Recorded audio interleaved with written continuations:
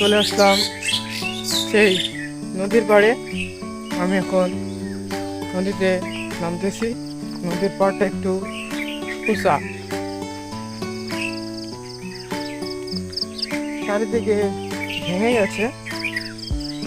এই যে এটা অবস্থা।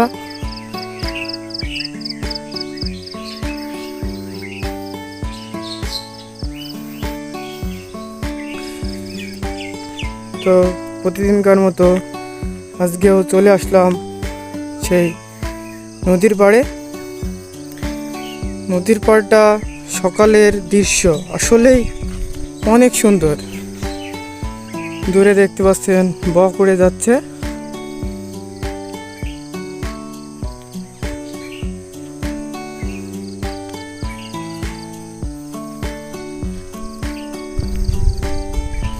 মৃদু বাতাস বসছে, যা ছিল বাতাস।